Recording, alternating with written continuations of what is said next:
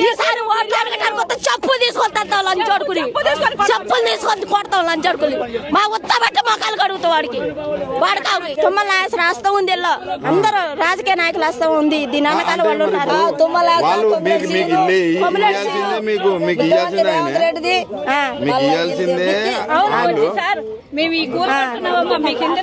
మాకు ఇన్ఫర్మేషన్ కూడా ఇవ్వలేదు సార్. మాకు అసలు పూల కొడుతున్నామని ఇన్ఫర్మేషన్ కూడా ఇవ్వలేదు. వాళ్ళని తీసుకొచ్చారు, మొత్తం కొక్కులు పెట్టి కూలిపారు. కనీసం మేము సామాన్లు తీసుకుందాం అన్నా కూడా ఆగలేదు. నా ఏత 10 ఒక బంగారం 10 తులాల పట్టీలు 1/2 తులం బంగారం సేవలు మొత్తం మున్సిపాలిటీ వాళ్ళు తీసుకొని పోయారు సార్. మొత్తం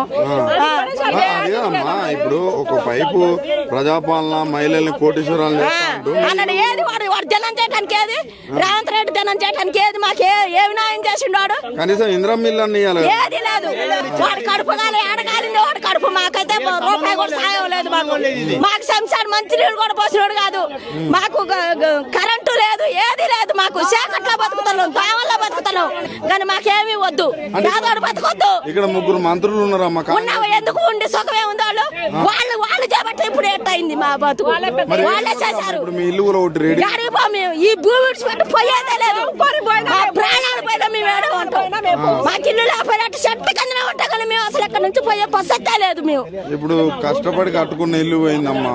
మళ్ళీ రేకులు వేసుకుంటాం, పట్టాలు కట్టుకుంటాం. అంతేగాని ఇక్కడ నుంచి అంతా పోయే పనే లేదు. మాకు లేదు, ఎక్కడా లేదు. ఏమి లేదు మాకు తినడానికి.